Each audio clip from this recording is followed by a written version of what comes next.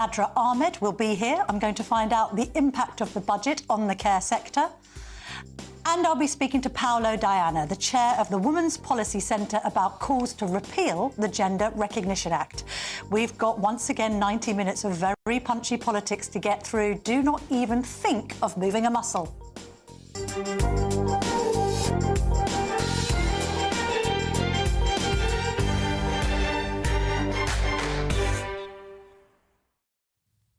But first, with me now to review the Sunday front pages is the political editor of The Spectator, Katy Balls, who I congratulate on landing a very big job in Washington. Good luck with that. Well done, you. And what a spread of papers. We're still reeling from Friday's extraordinary events in the Oval Office. And let's look at how both The Observer and The Sunday Telegraph are covering it, just to get opposite ends of the ideological spectrum there. We've got The Observer making this point that Starmer's now walking a tightrope between Zelensky and Trump. And we've got that move on the front of the Sunday Telegraph to welcome Zelensky to Downing Street ahead of today's summit at Lancaster House. What do we think of how Starmer's been playing this, Katie? I think for now you have to take a moment to actually look at what Keir Starmer has done, and there is something to compliment there, in the sense that there was plenty of criticism, and you see that in some of the papers. But generally speaking, there's only one story in town really this weekend after that quite extraordinary, meeting on Friday night in the Oval Office, where things blew up between Donald Trump, his vice JD Vance, and then of course Zelensky.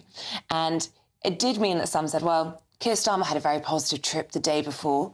It looked rather smooth. There were lots of compliments. Could Zelensky have learnt from that? But I think what we've seen is, because Keir Starmer's meeting with Donald Trump went well, he is now in a position where he can almost act as this middleman, or at least try to. Yes. And therefore, on Friday, when things fell apart and lots of people were very uncomfortable with what they saw, you had Keir Starmer speaking to both Zelensky and Trump separately. And now you can see over the weekend this attempt to almost act as the bridge between the two sides. Now, let's not get ahead of ourselves, because we don't currently have this lasting peace that Keir Starmer is talking about, and we don't know if his balancing act is going to work. But I think at the very least you can say Keir Starmer is in a position, which not all European leaders are in, to be able to have those conversations with both sides at a very tense time for the global stage, really. Can I make an observation which I find quite ironic, considering Keir Starmer's fierce opposition to Brexit? That post-referendum, he has been put in this unique position of being slightly more on Trump's side, because we are not associated with a lack of EU defence spending, slightly independent from the whole scene and therefore in the position of being arbiter, and now potentially welcoming a post-Brexit trade deal with America. Who'd have thunk it? Is my only observation on that. Before we talk about today's summit, let's just look at this issue of the state visit. Now stop the state visit for bully Trump, says the Mail on Sunday. Of all newspapers, there's a big leader inside basically saying that this state visit, which is now being tabled for this year, not 2026, be the second time an elected US president has been given a bells and whistles reception by the royals, shouldn't go ahead. Yeah, this is one of the very topsy-turvy things going on right now, because, of course, ahead of Donald Trump returning to the White House, lots of journalists, perhaps including some on this, were quick to point out that Keir Starmer's past comments on Donald Trump were pretty insulting, that David Lammy, the Foreign Secretary, had led a protest to stop the last state visit. But now you have the government obviously using it as a key trump card, forgive the pun, to get Donald Trump on side. But the Mail on Sunday, which you would expect in a way to be in the different place, is the one saying, hang on a minute, is the UK effectively becoming the poodle here? Are we sucking up too much? And is this wise? I think it's worth looking in that piece, though, that at present, while they have a few figures, so Alicia Kearns, a Tory MP, a former Tory MP in Tobias Ellwood, a former intelligence figure, you're yet to have anyone in Labour say that the state visit should be cancelled, which you might think was the more normal thing to happen, given grassroots unhappiness. And also, you haven't had anything really from senior figures in the Tory party or Reform on this. So I don't think it's quite yet a movement. I think it's so diplomatically difficult to do that now. That was the whole centrepiece of Trump and Starmer meeting on Thursday, this magical invitation from the King. But we should perhaps read quite a lot into the King agreeing to meet Zelensky today at Sandringham up in Norfolk. The King actually has been pretty outspoken on Putin, likened him in private conversations that were then made public in the Mail, to Adolf Hitler, talked about the scourge of war in Europe. I mean, this is the son of Queen Elizabeth II and the grandson of George VI. He won't be on Putin's side in all this. And I'm not sure he's got that much in common with Trump as a climate sceptic. Yes, and also... Trump, not the king, obviously, I'm talking about. And I think it's almost, instead of rescinding an invitation, which would clearly go against everything Number 10 is trying to do, which is being the person who can speak to different figures, yes. It's almost doing it quietly by saying, well, the king is meeting with Zelensky. And it means you don't have to say it too much out loud if you're His Majesty, because you can't. Yes. But it's a very clear way of saying that Zelensky has the backing of not just the UK government, but the person in the UK that Trump admires the most. That's right. It's called show, don't tell, I think. And it's very much a royal thing. Let's talk about NATO and the future of NATO, because there's a number of pieces in the papers this morning. And then we've got Jeremy Hunt, former Foreign Secretary, warning about the future of NATO. Macron famously said, didn't he, that NATO he thought was brain dead. Is NATO dead? Not yet, but I think you are at a point where you can see a life support situation, which is, there are some figures who say they just need to keep it alive for this Trump term, and then the world order could be restored. But then, of course, you look to that meeting on Friday, J.D. Vance, ultimately the vice president, he is almost more ideological than Trump on this. If he ends up being Trump's successor, it's a long way away. That is the world order changing for quite a long time, and actually further away, I think, than where some, such as Jeremy Hunt, would want it to be. And the point Jeremy Hunt makes is to save NATO, European countries need to get serious about spending on defence. And that is something we've heard many times. But you even see it this weekend. Lots of European figures coming out and saying how unhappy they were with how Donald Trump treated Zelensky, but not talking about actually putting their money where their mouth is. Could that change at this summit? Yes. Well, there was lots of rhetoric on X and other sites, and yet Starmer probably wisely stayed out of that. He has been speaking this morning, the Prime Minister. He's being extremely diplomatic. He's trying to, as we discussed earlier, walk that tightrope between Trump and Zelensky. Asked, do you trust Trump? I do, but then he went on to clarify, I trust him when he says he wants lasting peace. So this is all going to be about today, and we're going to have Chopper, GB News' political editor, in a little later on the show to go through the summit. But it's going to be about two things, isn't it, Katie? Guaranteeing higher defence spending from European allies and showing a united front in support of Ukraine with President Trump, but also that security guarantee. They have to try and persuade Trump to guarantee peace in Ukraine. But as Meloni, the Italian Prime Minister, has said, we're going to have to bring this meeting to America. America currently not there today, won't have a seat at the table at Lancaster House. Fair enough, it's a European summit. But at some point, somebody's got to lead this charge back to America. Will it be Meloni? Will it be Starmer? Exactly. And, well, Meloni has a very good relationship with Donald Trump. She actually got the inauguration invite, which Keir Starmer did not. But I think on this summit, it was planned before the blow-up, but now it has more urgency. And it's almost as though the European leaders, and there will be obviously there, need to come up with a plan, a blueprint that can then sell to the Americans and sell to Donald Trump. Yeah, I'm just looking at what else the Prime Minister has said this morning, just to keep the GB audience updated. I am clear in my mind that Trump does want lasting peace. This is his motive. We all agree on that, apart from Putin. We took a step forward last night in agreeing to come up with a plan to stop the fighting. As has been reported on GB News this morning, the Prime Minister did have both calls with President Trump and indeed with President Zelensky. We've had Rubio, the US Secretary of State, suggesting that Zelensky should apologise to Trump. Can't see that happening, Katie. Well, I think this is one of the tricky things that the leaders are going to have to talk about today, which is the Americans seem quite set on the idea they want an apology from Zelensky to get things back around. Now, I think that would make Zelensky feel very uncomfortable. It would make some of the European leaders feel very uncomfortable. But if that seems as though it's the only thing that's going to get things unlocked or moving, given we know the nature, the personality of Donald Trump, will they have to ponder that? Because what is the alternative? Can the Europeans really help Ukraine in the war if America withdraws support, which isn't completely off the table, if they don't find a way around? So I think there's some really tricky conversations on a Zelensky potential apology, and also on whether or not all the different European leaders would send troops, which has been a source of division previously. I tell you who I think probably should apologise is the journalist who asked about why Zelensky wasn't wearing a suit. Can you imagine being in a press conference and that being your first question to a wartime leader, not least when Churchill used to turn up at the Oval Office in his own fatigues. And also the answer to that is known, which is Zelensky has said that he is going to, dress like a soldier while his country is at war. Let's go off the foreign affairs track now and just focus on a really important story in the Sunday Times, headlined The Lost Boys. This is about a report by the Centre for Social Justice. That's a think tank set up by Ian Duncan Smith many years ago. What does it say, Katie? So this is part of the Lost Boys report, as you say, and effectively young men's wages have fallen consistently behind women's for the first time. And this is in a mix of jobs, so both blue and white collar jobs. So it's across the spectrum. And the average young man earned £24,283 in 2022, yes. Compared with over £26,000 for the average young woman. It's saying educationally as well, boys are now behind. There are more boys not in education or employment than girls. That's gone up by 40% since COVID, I read. And this has been a trend for some time when it comes to white working class males falling behind in schools. And I think it's just suggesting that since the pandemic, this problem has not gone away, and actually there's evidence to say that it is growing larger and getting worse. And also one final killer quote in the report. Boys are more likely now to own a smartphone than live with their dad. Yeah, I thought that quote was astounding.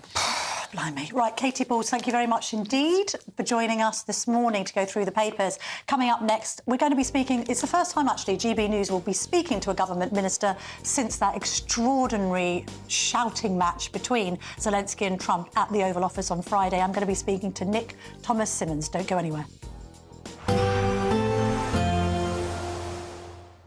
I hope it doesn't rain. Don't worry about it. It'll spoil our holiday. Relax, we're totally covered. All Clear Travel Insurance sponsors GB News Travel Destinations forecast.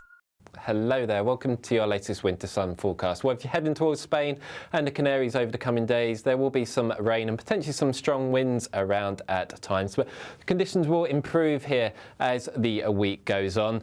For parts of the central Med, generally a fine start to the week here, maybe a few showers around, and for eastern areas, certainly temperatures are beginning to climb after a cold few days. And further west, actually, sunshine by the middle part of the week for Tenerife. All Clear Travel Insurance sponsors GB News Travel Destinations forecast.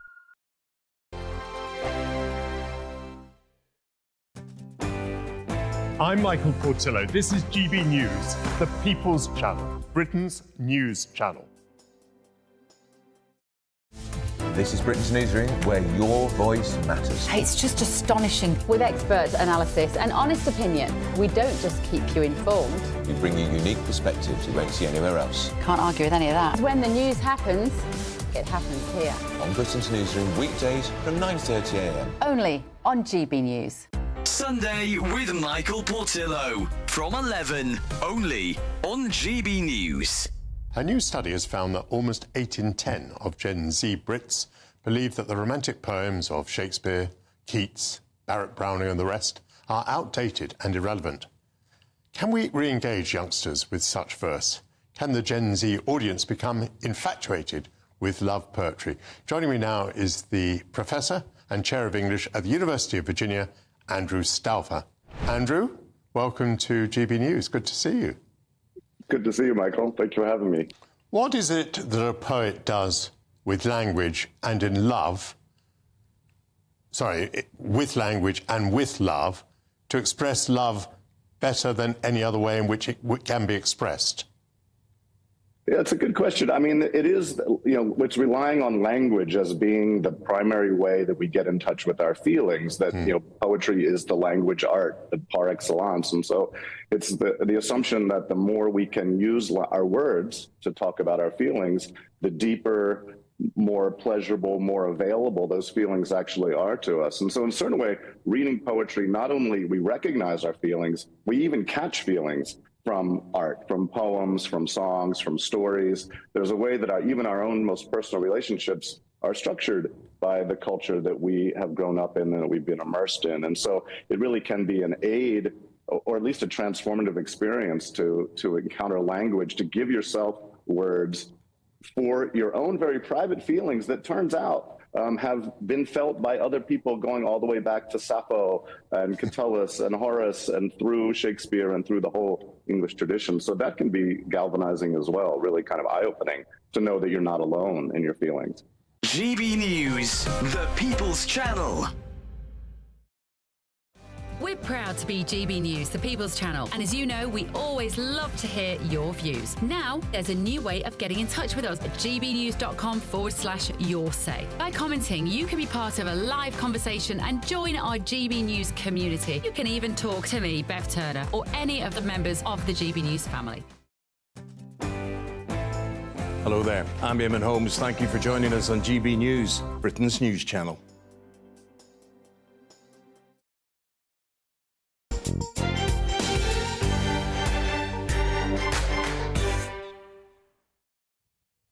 Welcome back. The Minister for EU Relations and Paymaster General Nick Thomas-Symonds joins me now. Minister, thank you very much indeed for your time this morning. What was your honest reaction to those extraordinary scenes we saw play out in the Oval Office on Friday? Well, firstly, Camilla, it's very good to join you on your show on a Sunday, as always. I'll come to the scenes in a moment, but firstly, just to pay tribute to President Zelensky's leadership over the past 3 years, which has been extraordinarily brave, and indeed the bravery and heroism of the Ukrainian people has been something to behold after Putin's illegal invasion. With regard to the scenes themselves, it frankly made for very uncomfortable viewing. I don't think I've ever seen anything quite like that. That obviously isn't how any of us want to see that happening.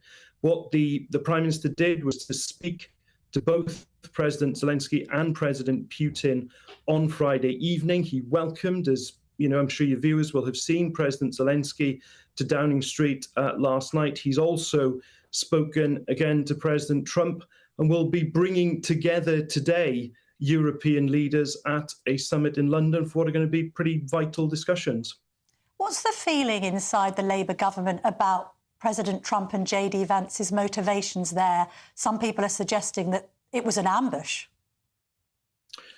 Well, in terms of motivation and where we are at the moment, which is an extraordinarily serious moment post-Cold War, it is the commitment of President Trump and his administration, including the vice president, for a lasting peace in Ukraine. And I do believe that is a central motivation. It's the motivation of European leaders. It's the motivation of the Prime Minister. I mean, the only person who hasn't had that motivation in recent years on the international stage, frankly, is President Putin. So, look, of course, we wouldn't have wanted to have seen those scenes on Friday, but I do believe the American administration has a real seriousness of purpose about peace in Ukraine. And the Prime Minister at the moment is playing a really important role in terms of being that transatlantic bridge with European leaders and indeed with the White House as well.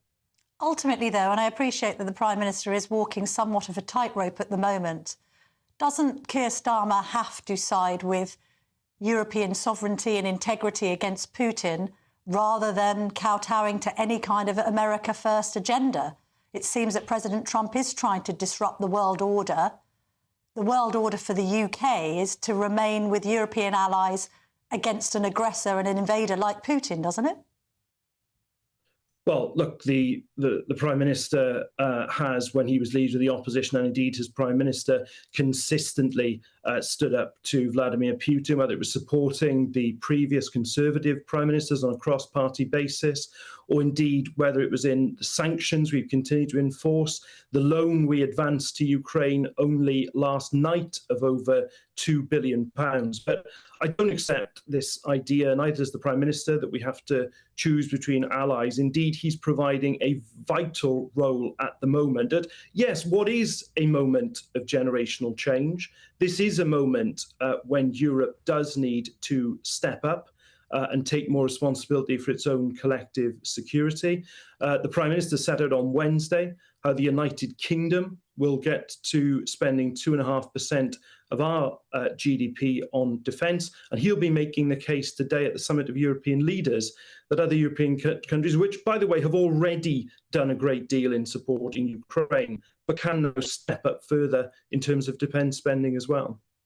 Minister, some people watching and listening to this on GB News have some sympathy with President Trump's position, not least when it comes to European defence spending and this notion that the Americans can't keep on pouring money into a war that Ukraine can't win. We've now got Marco Rubio, the US Secretary of State, saying that President Zelensky should apologise to President Trump. What do you think? Well, that is a matter for President Zelensky, and that's his judgment to make. But in terms of the broader point, if I may, about defence spending, I do think that this is hugely important. I mean, the US Defence Secretary, Pete Hegseth, and indeed President Trump have both indicated their support for NATO and indeed Article 5, but what they have spoken about is the balance of spending. Now, we made our choice on that as a government last Wednesday. Difficult choice, but we've made it to transfer money from the overseas development budget to defence. That is a point we will be making to European allies as well going forward, that this is a moment, quite unique post-Cold War moment, when Europe is going to have to step up and take more responsibility. And that's the case the Prime Minister will be making at the summit today. Can you put a figure on that, though, Minister? Do we need to have a result from today's summit along the lines of European nations all committing as much to defence by the end of the decade as the UK has, so up to 3% of GDP at a minimum? Well, I think there's a more detailed discussion about individual NATO members and various percentages that they get to. I think, firstly, there is a collective agreement and a collective sense that, I know this from my own discussions around Europe, that defence spending needs to increase. We have said that in 2027, there'll be £13.4 billion more spent on defence than there is today. Other countries have also indicated that they will be stepping up. But I also think, Camilla, if I may say, that this is hugely important, and you're right to highlight it. But there are also some priorities for today. So, for example, we have to remember that whilst this diplomacy is hugely important, we mustn't lose sight of the fact that the war in Ukraine is continuing on the ground now, today. So we have to continue to support Ukraine today in terms of it being in a position of peace through strength. Secondly, we need to move to the actual mechanics, if you like, of the peace and ensuring that it is going to be a permanent peace so that it deters Putin from coming back in the future. But thirdly, this issue of security guarantees and a US backstop. So I'd expect all those things to be on the agenda today. In terms of the securing of the peace and the US backstop, in light of the state visit invitation, which is unprecedented, to go to President Trump twice, to have him have a bells and whistles reception here in the UK on 2 occasions, doesn't the Prime Minister have to say, look, we will not be rolling out any royal red carpets unless you do guarantee the future security and sovereignty of Ukraine? Well, look, the nature of the security guarantee, which is hugely important in terms of European contribution, but with a US backstop, there's discussions that are ongoing now about that, which are hugely important. So I'm certainly not going to cut across those discussions. In terms of the state visit point, I mean, President Trump is unusual. He's the first president since Grover Cleveland in the late 19th century to win 2 non-consecutive terms in office. So I think it was entirely right and appropriate for His Majesty the King to offer that and to extend that state visit invitation. And it also speaks, if I may say, Camilla, as well, to our 2 countries, because the United States, United Kingdom have a historic alliance tested through 2 world wars, the special relationship we've had in the post-war era, but also, and I see this every day in my own role, this is a live special relationship. It's not some sort of historic artifact. We're working day by day, week by week, on defence, security and intelligence matters. And, as President Trump and the Prime Minister said in the Oval Office on Thursday, they look forward to deepening that in this new century. We're running out of time, Minister, but just one last question.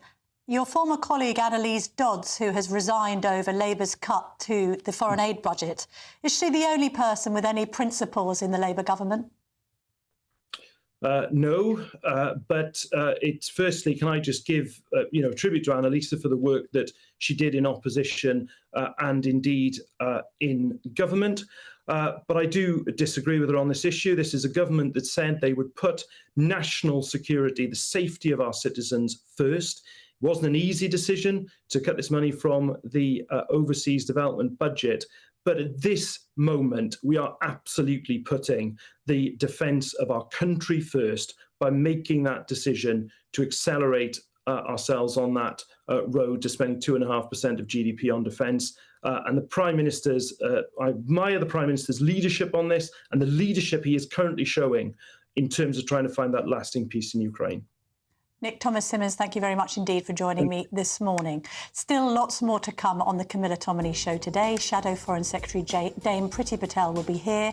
Plus, I'm going to be joined by the Deputy Leader of Reform UK, Richard Tice. I'm also going to be speaking to two leaders from the social care industry about the impact the budget is having on the sector, and the chair of the Women's Policy Centre, Paula Diana, will be here to discuss whether the tide is turning on trans. Don't go anywhere. Back in just a moment.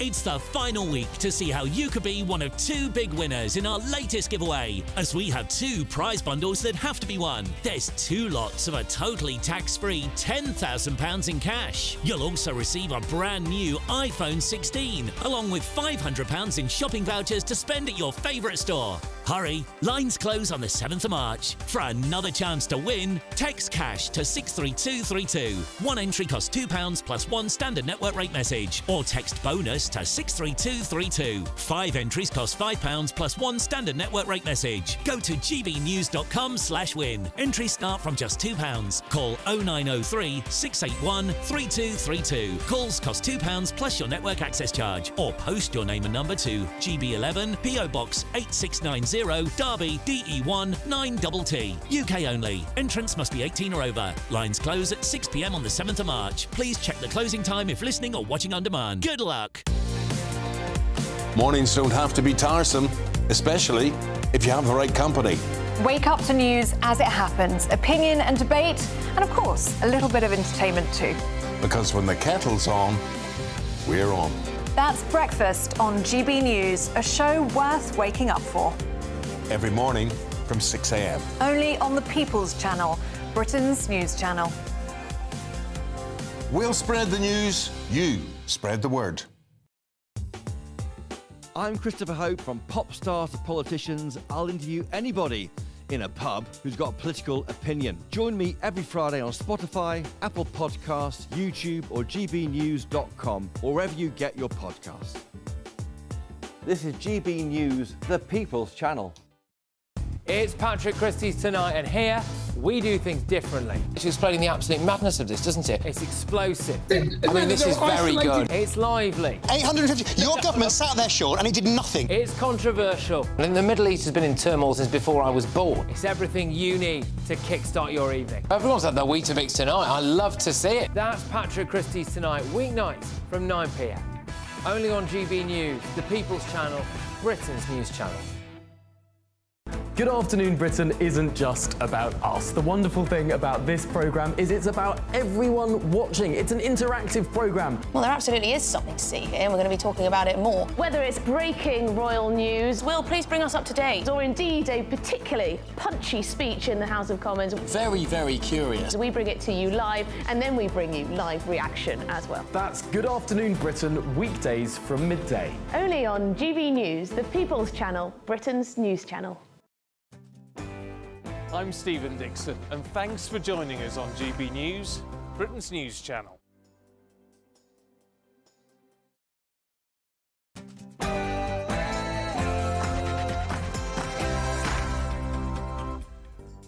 Welcome back to the Camilla Tominey Show, only on GB News. Still lots more to come on the show today, including Shadow Foreign Secretary Priti Patel, who'll be here, plus the Deputy Leader of Reform UK, Richard Tice, will join me in the studio. I'll also be speaking to two leaders from the social care sector about the impact of the budget on the industry, and the chair of the Women's Policy Centre, Paula Diana, will join me to discuss calls to repeal the Gender Recognition Act. But first, here's your latest news headlines with Sam Francis.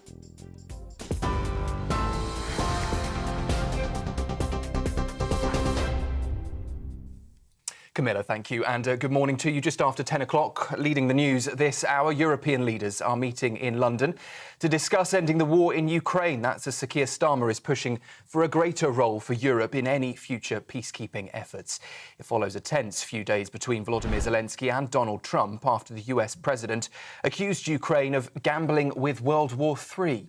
Well, Sir Keir Starmer has been trying to smooth relations, speaking to both leaders and welcoming Mr Zelensky to Downing Street in what's been described as a warm meeting. Zelensky will also meet King Charles before joining the talks just days after thanking the UK for its ongoing support in the war. In other news, train fares are going up, and so is the pressure on commuters already battling record cancellations.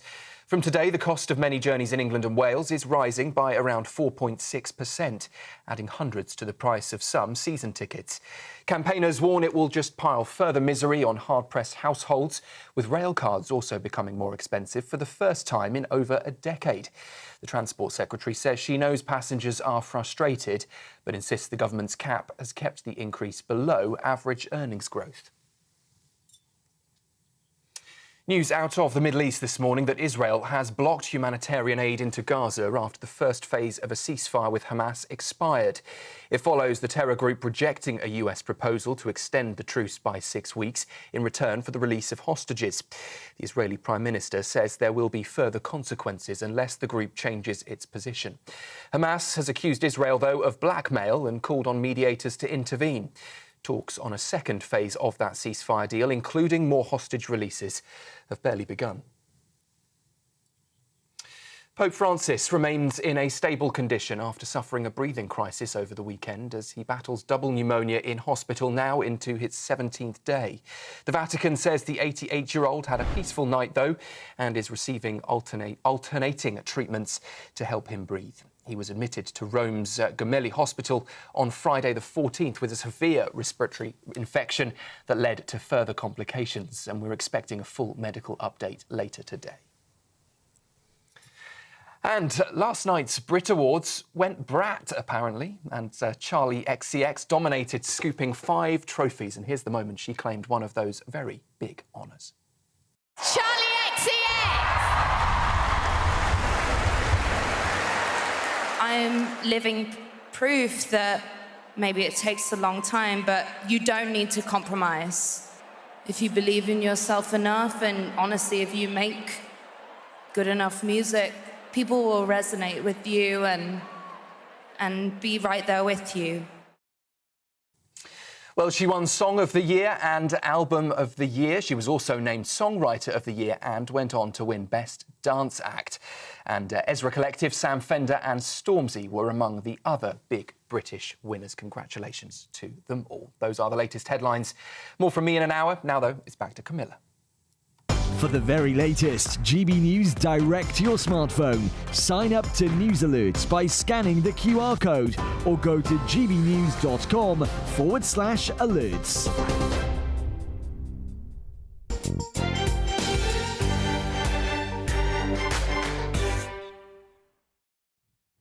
Thank you, Sam. Lots more still to come on the show this morning. I'm going to be speaking to the Deputy Leader of Reform UK, Richard Tice. I'm also going to be speaking to Chopper, GB News' political editor, who's just settling into the studio, to speak to me after I've spoken to Dame Priti Patel, the Shadow Foreign Secretary, who joins us now. Dame Priti, lovely to have your time this morning. Thank you very much indeed for joining me. You've tweeted in response to those extraordinary scenes in the Oval Office on Friday that Britain stands shoulder to shoulder with President Zelensky. Where does that leave the UK's relationship with President Trump, do you think? Well, I think, look, America is our strongest long-standing ally. That relationship will always be firm, and rightly so. There's so much that we've achieved together in the past, and we've got a lot to do together in the future as well. But, Camilla, let's be absolutely clear. Those scenes on Friday in the White House were awful. They were absolutely awful. And you know, I genuinely say this, when we look at President Zelensky, we feel a great deal of respect towards him because of the way in which he's conducted himself over the 3 years of this appalling illegal conflict and the barbarism of Russia, which he and his people, his country, has stood up to. And that's why we will always stand shoulder to shoulder with Ukraine and the people of Ukraine. Do you think it was a sort of staged ambush by President Trump and J.D. Vance? What do you think they were trying to achieve? So I don't know about that. I really don't. But what I would say is what we've heard from our American allies around, even ourselves, around our own defence spending, but also some of the sentiment towards Ukraine. A lot of this is consistent. You know, America has put so much resource into Ukraine fighting Russia. It's understandable. You know, these were the frustrations that were being aired. But I do genuinely believe that when it comes to frustrations and disagreements, they should not be aired in front of cameras. We know this, Camilla. I've been in government myself over a number of years. I've held positions where I've dealt with friends and allies around the world on some difficult issues. You have those conversations in private, not publicly. And that only gives succor, any disagreements and conflict gives succor to our enemies and our adversaries. And I genuinely think right now is a time for everyone to be very cool, calm, and think about the future through a constructive lens and actually find solutions to these big challenges that we're all vested in. We're all invested in these big issues. And what about the criticism of the way that President Zelensky behaved? We've got Marco Rubio now, the US Secretary of State, calling for him to apologise to President Trump. Did he perhaps go into the White House on Friday and overplay his hand? Well, I don't know. I mean, look, none of us, for all the way in which we've seen, I think, Ukraine suffer, and the way in which President Zelensky, he's conducted himself in a very dignified way throughout this entire conflict. We have great respect for him, and even seeing him being welcomed in Downing Street yesterday demonstrates the extent of respect that we and so many other countries have towards President Zelensky.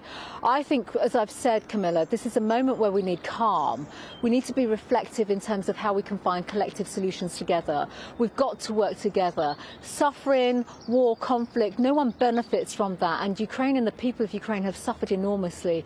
We know that. We absolutely know that. I was in government on the 24th of February 2022 when Russia pursued its illegal invasion of Ukraine, and you know, we made big strategic decisions thereafter, and rightly so. We'd stand by them, but we need to see an end to this suffering. So I think we have to work together now to find ways in which we can all give Ukraine the unequivocal support that Ukraine needs. Ukraine needs a just and lasting peace where Ukraine's integrity and sovereignty are respected. We are not there yet, and I think now is a moment not to just reflect upon what has happened, but how we can work together to find constructive ways going forward.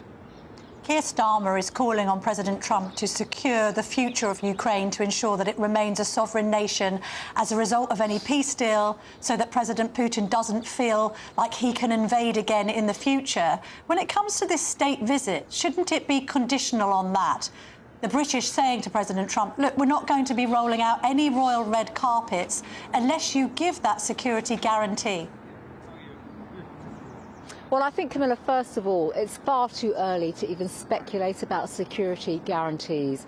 The Prime Minister is convening this summit today. We don't know what the outcomes of that summit will be. It is inevitable, and I do think, you know, we do need to think about a just and lasting peace for Ukraine. It's for the leaders right now that are coming together to look at what that could look like. I don't want to be speculating about security guarantees. You've asked about the state visit. I genuinely think America is a strong, long-standing ally of our country. His Majesty has conveyed an invitation for a state visit. State visits take time to organise, we know that. And I think, quite frankly, we all just need to take a step back, calm down, find practical solutions to this enduring conflict. We don't want this conflict to continue anymore. But, you know, there's so much work to do. There is so much work to do. And I suspect a lot of that work will take place even before this state visit transpires and happens. Dame Pretty, what do you make of Keir Starmer's leadership over the course of recent days? He's upped defence spending. That's something that Kemi Badenoch, your leader, has been calling for. He's taking it from slashing the foreign aid budget. Again, that's something that the Conservatives have been calling for. And despite not necessarily having a reputation for being hawkish, he does seem to be standing shoulder to shoulder alongside President Zelensky, as you had suggested in your tweet. Well, look, I think first of all, Britain is a force for good in the world. We really are. Look at our own history, Camilla. We're a country that has fought tyranny. Look at our stand-in in other conflicts in the world and how we've stood by our allies. The Prime Minister understands that. He absolutely understands that. And we support him in his endeavours on defence spending, absolutely right. This is about, to govern is to choose, you have to make difficult decisions. He himself has said that on defence spending this week. It's right that we use our overseas aid budget to secure our national interests. We absolutely stand by that. And at a time when we see such big geopolitical tensions around the world, look at the leadership we have given as a country under successive Conservative Prime Ministers to Ukraine. We stand by that, and Keir Starmer is now demonstrating that continuity of support for Ukraine while demonstrating the leadership that is required in convening this important summit today. Although Donald Trump has put the right in a bit of a pickle over the Chagos Islands, you've been a vocal opponent of this giveaway, so has Reform, and I'll be speaking to Richard Tice about that in just a moment. But Trump has sided with Starmer. Where does that leave your argument on this case? Well, no, our argument is absolutely solid and crystal clear. We do not believe that we should be giving away the sovereignty of the British Indian Overseas Territory, which, by the way, we actually own right now, and then paying billions upon billions of pounds, Camilla. That's money that could be used in our national interest, whether it's defence and security of our country or even growing our own standing in the world. We should not be spending that money. We believe this deal is wrong. I have to say this, we don't know what the President has been told about this deal. He made some comments on Friday. That does not mean the deal is closed. You've asked about Reform. They're not standing up for our sovereignty. They feel that we should be selling the Chagos Islands. That is not right. We own them. We are responsible for them. We believe in the sovereignty, and we will continue to make that case going forward, and we will still want to stop this deal from going ahead. Dame Priti Patel, thank you very much indeed. I think Richard Tice is going to say that he's absolutely vehemently opposed to the giveaway of the Chagos Islands, but we await that in just a moment. Before then, let's speak to the GB News political editor extraordinaire, the journalist with the nice, smiley face, according to President Trump. Christopher Hope Chopper joins me in the studio. Wowzers, we're in a topsy-turvy world, aren't we? Hawkish Labour Prime Ministers, upping defence spending, cutting foreign aid, Donald Trump for the Chagos Island giveaway. I'm confused. Yes, isn't it? I mean, and the difference between that Thursday evening huddle around the fire with Trump and Starmer, and when he said those nice remarks, I actually asked him the question, what do you have in common? You're from the right, your traditions are right to Trump, you're from the left, and they both said but the country, patriotism, the kind of things that bring it all together. Lasting peace in Ukraine. Peace. I mean, I think that's where Trump comes from. He wants to end the killings. It's how you get there. Yes. And to humiliate a war leader like that in the Oval Office is a dreadful look. Whether Zelensky could have maybe held his tongue and tried to work with Trump, but why should he? I mean, he's seeing 1,000 deaths a week. He's taking billions of his dollars, taxpayers' dollars in America. You can see the argument from an America First perspective. You can. But let's move on to Lancaster House. Yes. Just tell us, first of all, what's the nuts and bolts of this? When does it kick off? What's happening? So this morning we're seeing Giorgia Meloni, the Italy PM in Downing Street. Then 16 countries meet in Lancaster House. Big names there, obviously France, Germany, Denmark, Italy. Canada has flown in, along with the President of the European Commission, European Council. This is not a normal meeting. This is the biggest peace summit, biggest conference since the Second World War in this country. It's a massive deal. We've heard from Keir Starmer this morning already. They're looking at doing a coalition of the willing. Right. Developed by the UK and France to try and bring together some kind of force to enforce a peace in Ukraine. What flag it's under is unclear. Will it be European Union flag, not acceptable to the UK? NATO flag, not acceptable to Russia, being so near to their border. Lots of questions about how that might work. But this coalition of the willing, I think, is where we're going to be towards the end of the day. They want a US backstop. That means probably long-term jets, or it means radar support for the European troops that may be on the ground, plus a stronger Ukraine. Already, Rachel Reeves has announced £2 billion or so going to arms from interest paid on Russian assets in this country. Yes, she's taken that out of the wealth fund. Finally, Chops, when it comes to the Prime Minister and his own kind of politics in all this, he needs to, he's pitch-rolled this by saying, we don't want words, we need action. He needs action for himself. If he's to claim a victory in the leadership of this summit, doesn't he need to get commitments beginning with a 3% of GDP from be clear on what European the 3 allies? By 3, I mean 3% of GDP. Minimum, I would imagine. Currently, the target is by 2035. Next Parliament, bring it forward to 2030. Like Reform UK argued for in there. Let's move on from that. But I think I think there's been pressure. It went very well. I think I was on the plane with the PM, as you know, and came back with him. He was very jolly, and it all fell apart on Friday.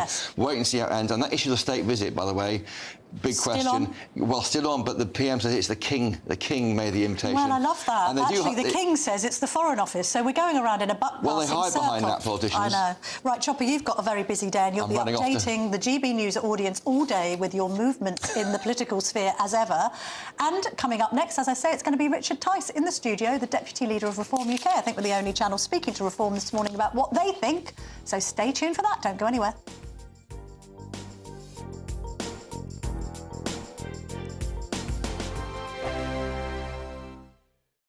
Hi, I'm Michelle Dewberry, and my show is your opportunity to cut through all the noise and dive in headfirst to some robust debates. Ideas clash. Situation, Because you're deliberately avoiding my point. Nothing's held back. And if you think this is the end of it, wait for more. And we do not shy away from the difficult stuff. Sometimes I want to shake people and say, if only you understood. So join me on Dubes & Co. weeknights at 6 p.m, only on GB News, Britain's news channel. GB News Breakfast, every day from 6 a.m. Apparently in 1991, I took out an insurance on my computer, which I have no recollection of at all. But recently, I've had a foreign voice ring me and say, unless I pay the £1,000 immediately, they'll take it out of my bank account.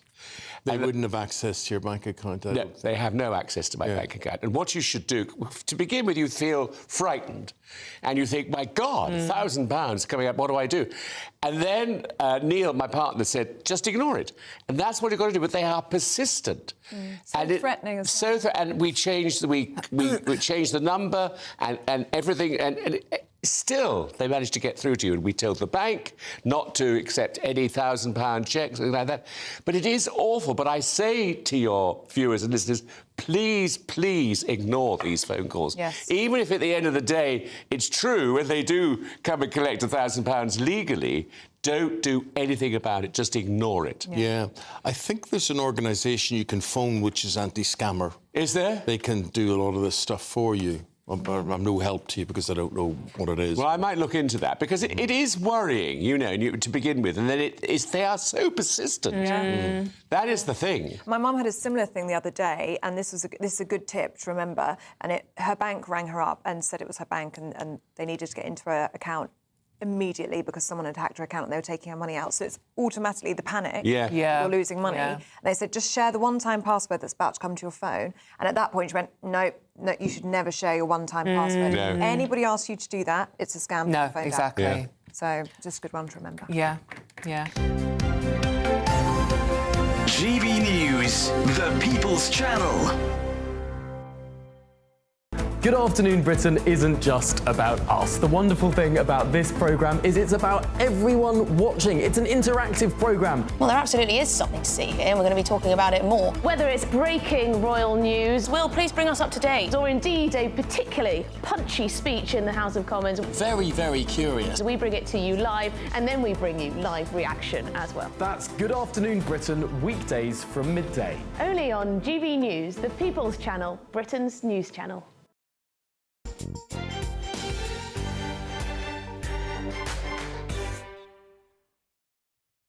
Welcome back to the Camilla Tominey Show. With me now is the Deputy Leader of Reform UK and MP for Boston and Skegness, Richard Tice. Lovely to see you this morning, Richard. Nigel Farage has tweeted, "The spat in the White House last night is regrettable and will make Putin feel like the winner.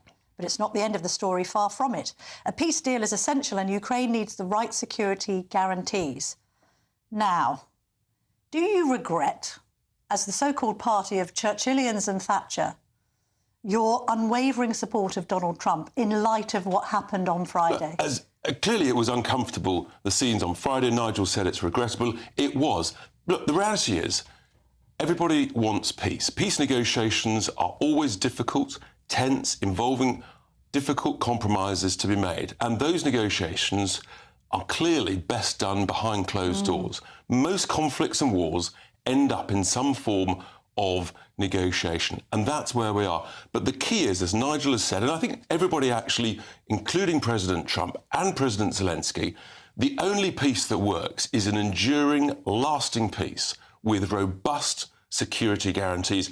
And amongst all the noise, actually, that should be the total focus. How do we get the robust guarantees?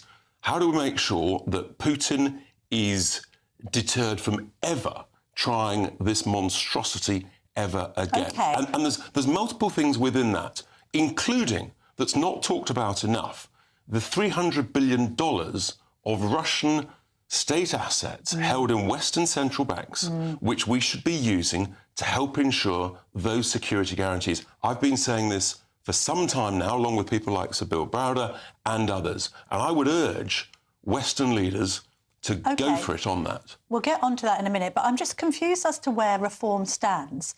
There's a degree of silence about this issue. Other party leaders have come forward and shown solidarity with President Zelensky. Hang on, as have I. I stood up in the House of Commons very clearly Nigel Farage on Thursday. We're all busy with our different diaries, but I was in Parliament, in the Commons on Thursday. I spoke up very robustly for Ukraine, reminding people, I think I'm the only senior political figure that's donated a 5-figure sum, bought a 4x4 pickup, filled it with medical supplies, driven it to Ukraine, given it to frontline soldiers, and stood at the cemetery and seen mums weeping over the graves of their sons. So I'm not taking any nonsense from anybody. We are completely robust. No, but the point is, with regard to perhaps Reform supporters, they seem to be divided over this issue. Some are kind of on the kind of Churchillian wing of the party, aren't they? They're saying, at the end of the day, we've got to stand up for European, let's call it allied interests at all costs. Putin's the aggressor.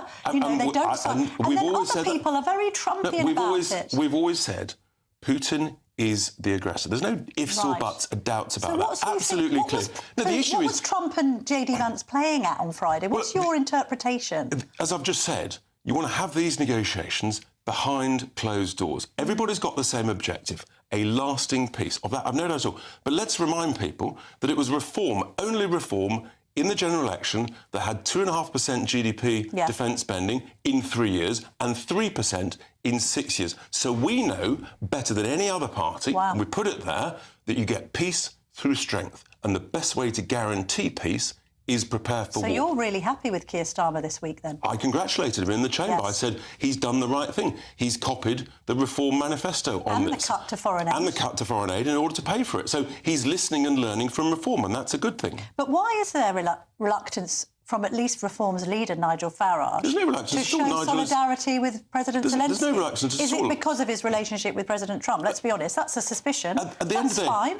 What's important is not to criticise leaders who are doing a very difficult job trying to get to a lasting peace. With that same aim, it's really tense, it's really difficult. You imagine the tension, the pressure on President Zelensky, the thousands of difficult decisions he has to make. Likewise, there's pressure on President Trump. He's told the American electorate that he's going to get a peace deal, and that's what he's trying to do. We've all got the same aim, and it's how you get a lasting security guarantee. Who pays for it? One lesson we all learn from this is European nations have finally got to step up and pay for defence. For this summit to be a success, absolutely, that's the key thing. Does Starmer have to have encouraged them all to commit to 3% by 2030? I think he absolutely does, and he's now in a position to do that, and that's a good thing. I'm delighted that he's learning from Reform. Indeed.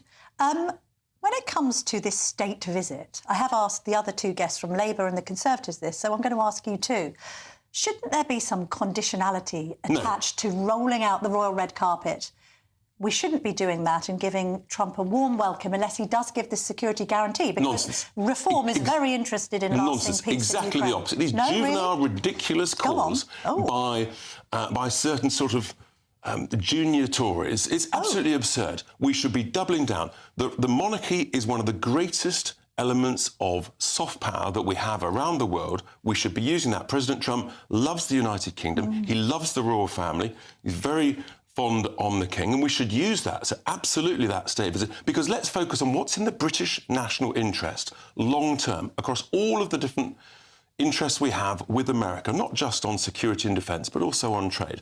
So let's leverage that. Let's use that. I repeat, the British royal family, the monarchy, is one of our greatest assets, and we should have no hesitation in advancing the British interest by using it. And yet the King is meeting with President Zelensky this afternoon. And which is, again... What should we read into that, do you think? What you read into that is quite rightly, the King is providing support to President Zelensky. The King also, I'm quite sure, would want a lasting peace. And he is showing solidarity and using that British soft power. That's a very good thing. Let's get on to the Chagos Islands. This is awkward for reform, isn't it? Not at all. President Trump supports this giveaway that you have vehemently opposed.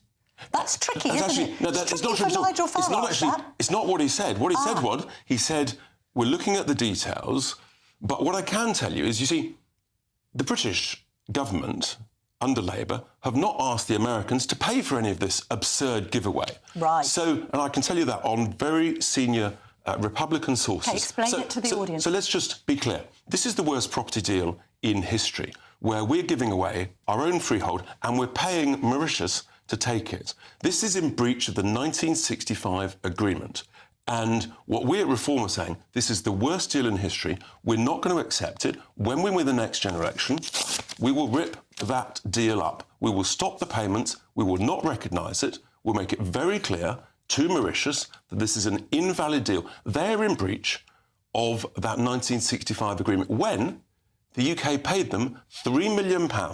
Back then, that's about £75 million in today's money, to give up any possible claims they may or may not have had at the time. So they're in breach. So why do you think President Trump is relaxed about this deal? Because he's got so many much bigger things on his plate. But that is the reality. Really? He's got Ukraine, he's got China, he's got North Korea, he's got Iran. I'm sure he can multitask. Well, look, there's a big team, but at the end of the day, they're being told, don't worry, the Brits are going to pay a huge sum of money to Mauritius, but nothing changes for us. You weren't expecting that, were you? Reform cannot have been expected. No, Nigel, in that press conference on Thursday, Trump to go, yeah, I'm OK with the Chagos Islands being given away. I think he said, as he said, we're going to look at the details. It might work out. But we knew before that, and Nigel had said, that they had many, many more bigger things on their plate. And if you already essentially occupy and own an island and you're not being asked to pay any more for it, well, it's not going to get to the top of the pile, is it?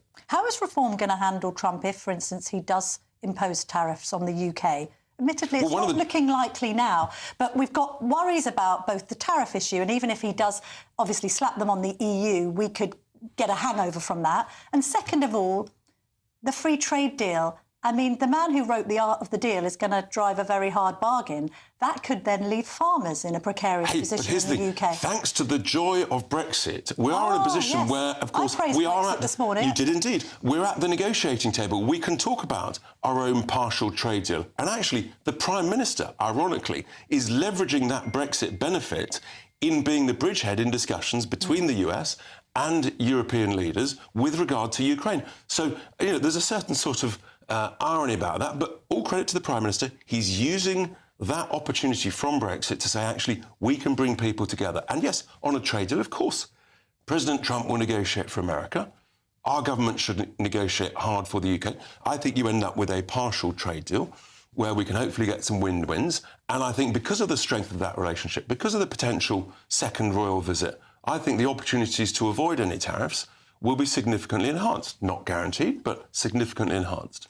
Also, I did think that this morning on the way into work, all of that Project Fear scaremongering about Britain not having a seat at the table when it came to the future of NATO, the future of Europe's defence against the rest of the world, has turned out to be for the birds. Completely for the birds. A whole load of nonsense talked by a load of people who, look, they just wanted to remain in the EU. We've got to focus on what's in the British national interest. It's not in the British national interest to give away a valuable freehold, the Chagos Islands. And Mauritius have to understand, when Reform win the next general election, this will not continue. If necessary, then there'll be impacts on visas, diplomatic relations. They've got to understand. Will you actually be able to reverse this deal if it's all been signed, sealed and delivered, though? You've done the performative politics there. It's invalid.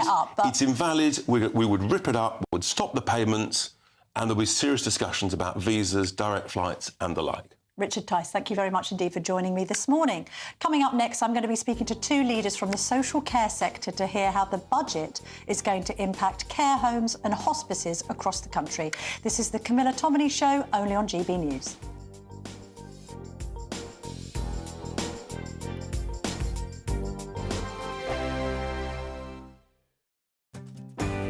I'm Ellie Costello, and thank you so much for joining us here on GB News, the People's Channel, Britain's news channel. I'm Christopher Hope. From pop star to politicians, I'll interview anybody in a pub who's got a political opinion. Join me every Friday on Spotify, Apple Podcasts, YouTube or gbnews.com, or wherever you get your podcasts. This is GB News, the People's Channel. Britain's newsroom, weekday mornings from 9:30. Aaron, this is a mad idea. The future is bold. The future is hard, and it requires mad ideas. And we're proud to be bold and thought-provoking. How are you going to make money out of this? Well, the Olympics make $4.5 billion in revenue per Olympic cycle. And they're a wildly profitable organization that has never been challenged. So we're very proud to take them on and create something better and more efficient. It's not well known, but 44% of Olympians admit to using banned performance-enhancing substances, according to research funded by the International Olympic Committee and published in a top-tier scientific journal. It's absolutely rife. So 44% of elite athletes admit to using banned substances, only 1% get caught. Would this not encourage the production of harder drugs, though? You know, steroids that go that bit further? Absolutely, right? And the goal is to create an environment where research and development are openly celebrated rather than being done in secret. When things are done in the open, we can study those compounds, and the drugs that allow athletes to run faster and jump higher are the same drugs that will allow all of us to be younger and faster and stronger for longer. If, as you say, 44% of Olympians are actually using this stuff anyway, secretly behind the scenes in a sort of hidden and unregulated way, would it actually look that much different to you or I sitting in the stand watching people run 100 metres? Would they actually do it much faster? Yeah, because you could have athletes who are in their 30s, maybe even in their 40s, breaking world records. And we're already seeing that with our athletes that we have in training. It's absolutely exceptional. If almost half of Olympians are already using banned substances, they're doing so in secret. They're not using the best available compounds. They're not doing it under clinical supervision. They're doing it to beat the drug testing, not to optimize their results. The People's Channel. This is Britain's Newsroom, where your voice matters. It's just astonishing. With expert analysis and honest opinion, we don't just keep you informed. We bring you unique perspectives you won't see anywhere else. Can't argue with any of that. When the news happens, it happens here. On Britain's Newsroom, weekdays from 9:30 a.m. Only on GB News. I'm Michael Portillo. This is GB News, the People's Channel, Britain's news channel.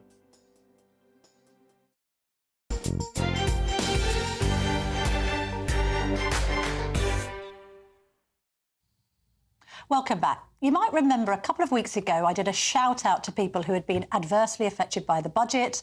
I particularly made that plea to people running small and medium-sized businesses because anecdotally, in the course of my reporting, since Rachel Reeves made her announcement, particularly about the increase to employers' national insurance, I hadn't really heard anybody involved with an SNP with anything positive to say about it. We had lots and lots of responses, and we're going to get through all of them. We've already heard from the hospitality sector, but we got lots of responses from people in the care sector saying how much this had stifled them in their work. Also heard from people running charities and hospices. Oddly, the Health Secretary, Wes Streeting, has not exempted the care sector from this increase. So it means that while the NHS are doing OK, you've now got care homes and other care providers having to stump up more cash on behalf of their employees. That's also problematic because the minimum wage is going up as well. So to discuss this, I'm going to bring in former Conservative Minister and now the Chair of the Social Care Foundation, Damien Green, and the Executive Co-Chairman of the National Care Association, Nadra Ahmed. Hopefully I've summarised that pretty well.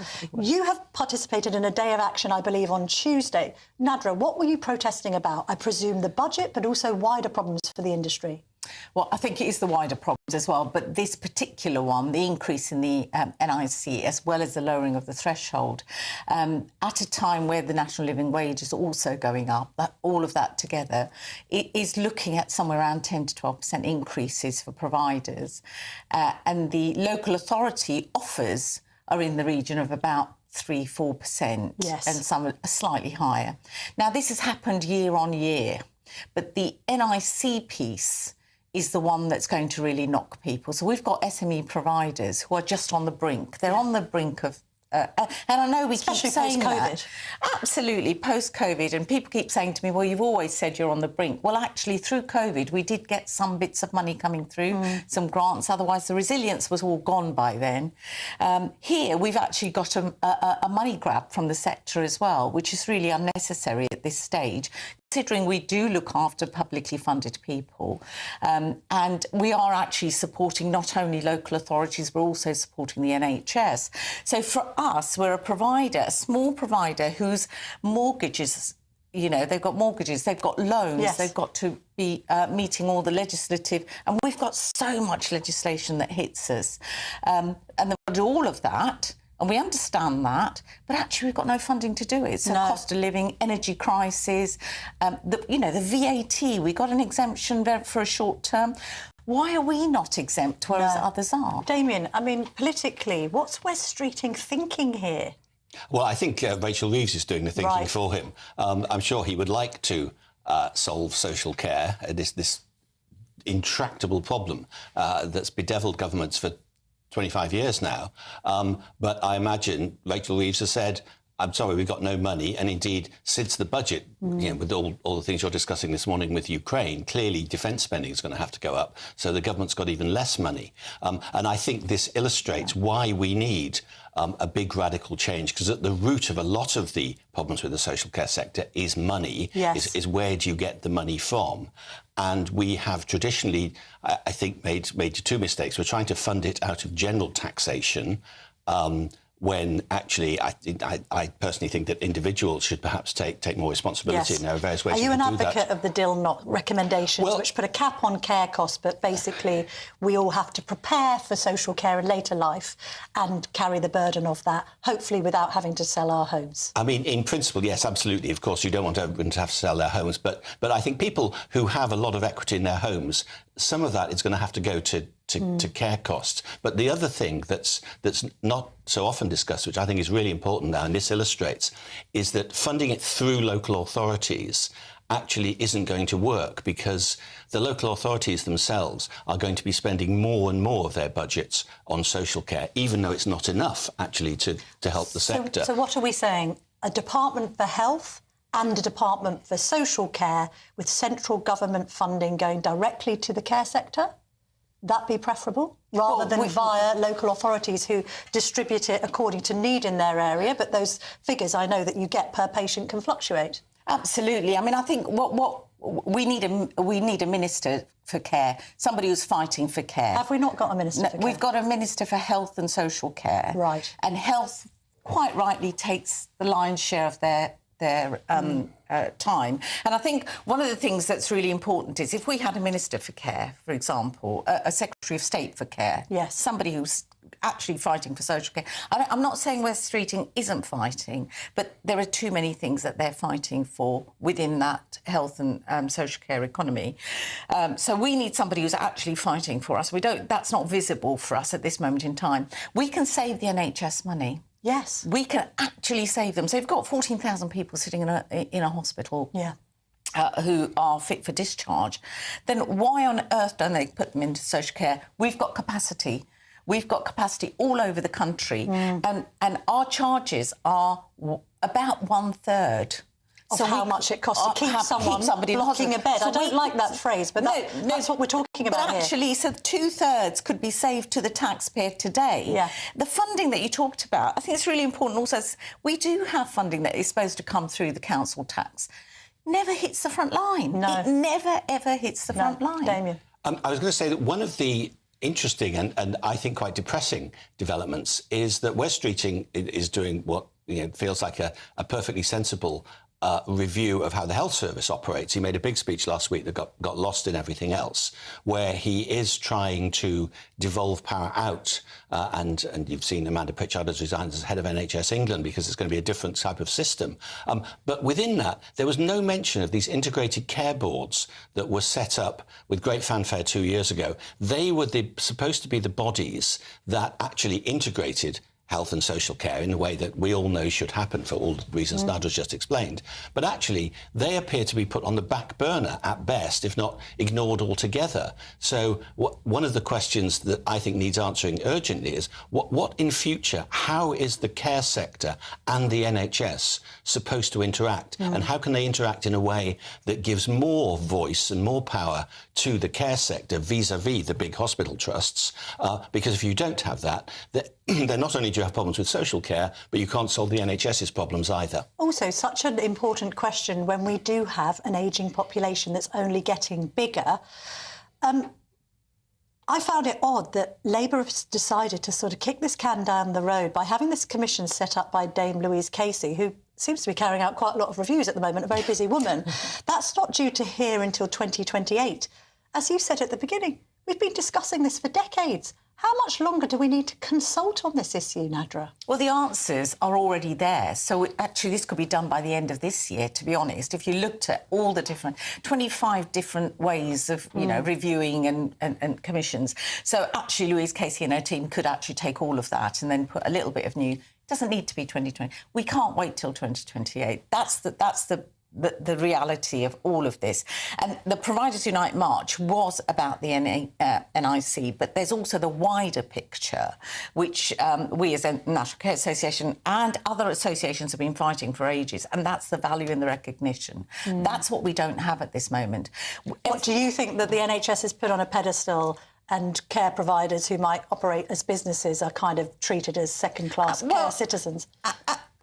Yes, to a degree, but we all know that when we want the NHS, we want it to be working. Yes. At the moment, it's not working, but social care actually is working. It's not social care that needs fixing. It needs to be valued, it needs to be funded, but it doesn't need fixing. We're doing a great job as a sector, and we should be recognised as a sector that's doing a great job. Everything around us is failing. The prevention strategies are failing, the NHS is failing, all of those things are failing, and that's what's impacting on social care. And what I get really, really fed up about is when people talk about social care as being the problem. Actually, it remains the solution. It's always been the solution. Well, it's very interesting in light of the assisted dying bill, because actually we've got people from the care sector and indeed hospices saying, we are providing dignity in dying. Fund us. Damien, final thought. The final thought is that we do need to keep this up the political agenda, even at this very difficult time.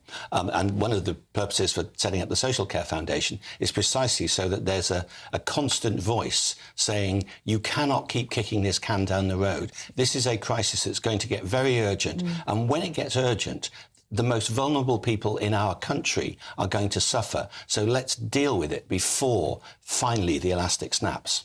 Damien Green, Nadra Ahmed, thank you very, very much indeed. We will, of course, be following that story on GB News, because we know a lot of you are caring for others, that it's extremely difficult, and you'll be familiar with care providers that are really struggling, not least in this very difficult post-COVID and post-budget environment.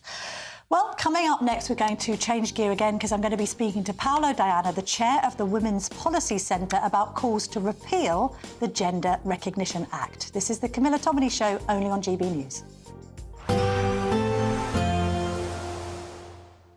I forecast a perfect holiday in the sun.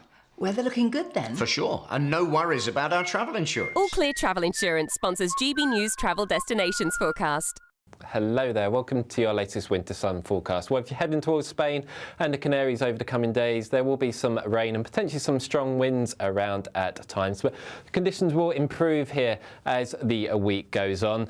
For parts of Central Med, generally a fine start to the week here, maybe a few showers around, and for eastern areas, certainly temperatures are beginning to climb after a cold few days. And further west, actually, sunshine by the middle part of the week for Tenerife. All Clear Travel Insurance sponsors GB News Travel Destinations Forecast. Good morning. Welcome to your latest GB News weather forecast on the Met Office. Well, for most of us today, it's going to be largely dry. Best of the sunshine, however, will always be across more southern districts. So first thing this morning, plenty of sunshine across much of England and Wales, but a cold and frosty start here. More in the way of cloud further north. That cloud could potentially be thick enough in places to produce the odd spot of rain, with the main rain band just beginning to creep into the very far northwest of Scotland come the end of the afternoon. For most of us, temperatures very similar to what we saw on Saturday. At best, I think 10 to 11 degrees. But in the sunshine, I think it should feel pleasant enough for the time of year.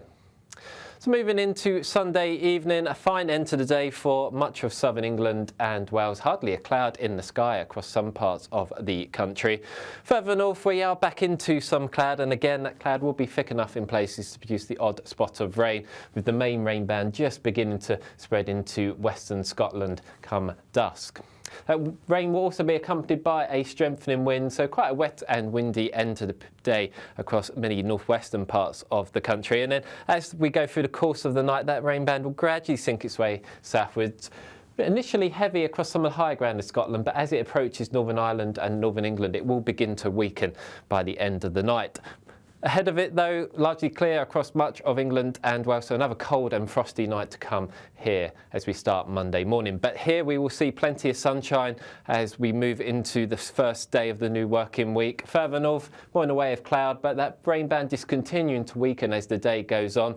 And then to the north of it, really, we're going to see a mixture of sunny spells and scattered showers. Temperatures on Monday still continuing the average theme, around 10 to 11 degrees across the south, feeling a little bit cooler in the wind further north, with highs here around 9 degrees. If you want your news to be straight talking, this is a nightmare for the Conservatives again. Down to earth. It's not just Nottingham where this is happening, is it? And most importantly, honest. Hard-working, middle-class taxpayers, they'll get the book thrown at them. Then catch me, Martin Daubney, Monday to Friday, 3 till 6 p.m. on GB News, Britain's news channel. In the GB Newsroom, we bring you the news as it happens. With our team of dedicated journalists across the UK, we're ready to keep you up to date with what's happening every half an hour, every single day. Bulletins here on GB News, the People's Channel, Britain's news channel. Join me, Nana Akwe, for an informative, interactive news programme with a difference. It's fun. No, he didn't say that, Dave. I'm so surprised. I think there's an element of truth to that. Join me from 3 p.m. every weekend, only on GB News, Britain's news channel.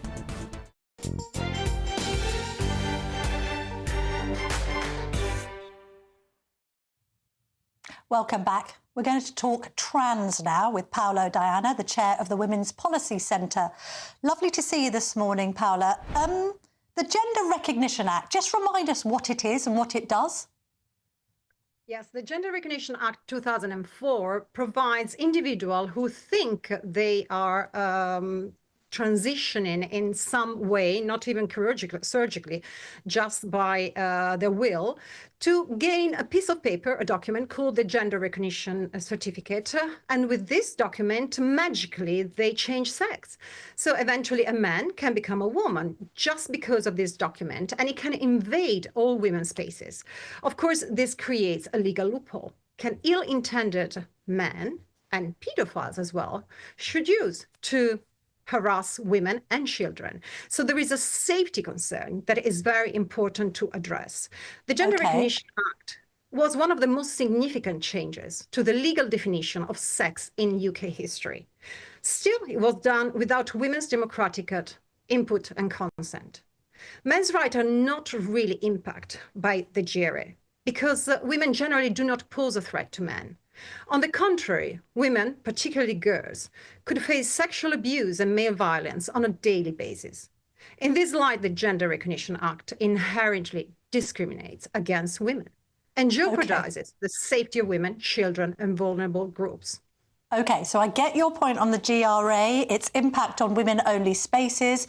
I also get your point, as I think lots of people watching and listening to this will get, that actually the idea that a man can just get a certificate. I appreciate it needs to be showing that you have tried to transition for 2 years, be signed off by a doctor, but that you can certificate this idea that you can become a woman, and once it's written down on paper, that's it, is problematic. However, if you do repeal the Act, how do people legally change sex in this country?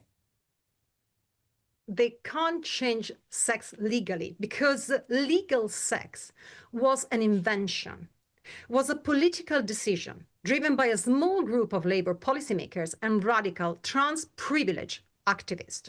And mark my words, it's not rights that they're after. It's the privilege to crush our boundaries, to invade our spaces, to steal our sports awards, while humiliating us by parading their porn-driven sexual fetishes and forcing our children and us to participate in narcissistic games. OK, but not everybody who changes sex is engaging in fetishism or indeed wants to play rugby in a women-only team, do they? What about those people who genuinely, Paola, what about those people who genuinely feel that they've been born in the wrong body, want to become female if they're male or male if they're female, don't pose any threat to anybody else? What should happen to those people? Because I completely take your point on the GRA and I take your point on predatory trans people, but that's not all trans people, is it? No, it's not. But the category doesn't even really exist because the ones who are not ill-intended and they don't have sexual fetishes are for the majority, young people, usually autistic and gay, and we should help them because they're victims of this social contagion that, again, is driven by social media and porn online. The legal sex shouldn't exist. Sex has always been, for millennia, biological sex. We can't have laws that jeopardize 51% of the population and more because our children are the ones most in danger. People must understand that the GRA has far-reaching implications that extend beyond gender identity recognition. This is the only law that forces us to lie because it affirms a falsehood that people can change sex while no one ever can change sex. So you're saying that people, if they want to, can physically change sex, they can go and have surgery, they can go from being a woman to a man, calling themselves a man's name, but you are just saying there should be no legal recognition of that sex change at all? Absolutely. Do we have special laws that give privilege to anorexic women? No. Why should we have the same for the same type of illness? And remember that gender dysphoria is a form of mental illness, and that's why we are paying, we the taxpayer, are paying for breast augmentation. Do we pay for breast augmentation to women? No. We only pay for breast augmentation to men. How is that possible? Why is the NHS now spending... Because the NHS wants to treat people with conditions like gender dysphoria, like it treats people with conditions like depression, like it treats people... To be fair, you've cited anorexia. If you presented at a hospital with anorexia, you would hopefully get treatment on the NHS. Exactly, Camilla, but that's my point. So why you need a special law to have special legal privilege and crush the rights of 51% of the population? You know, gay people as well, they're affected by this horrid gender ideology because if you cancel biological sex and replace it with the idea of gender identity, then same-sex people cease to exist. It's a philosophical, ontological problem, and it goes far beyond what these people think they are. And plus, we know now that there are many detransitioners who are actually blaming doctors and teachers for telling them a lie. And the lie is you can change sex. Paola, Diana, we need to leave it there, but thank you very much indeed for your thoughts this morning, clearly and candidly expressed. Well, thank you to all of my guests after what has been a pretty momentous weekend for news. I'm going to be back next week at 9:30 as usual, and who knows what might happen between then and now. You've got Chopper, Chris Hope and the rest of the GB News team keeping you abreast of everything going on at this European summit a little later today. And up next immediately to take you through everything that's been going on, it's GB News' legendary Michael Portillo. He'll be dealing with everything there. You have a good rest of your Sunday.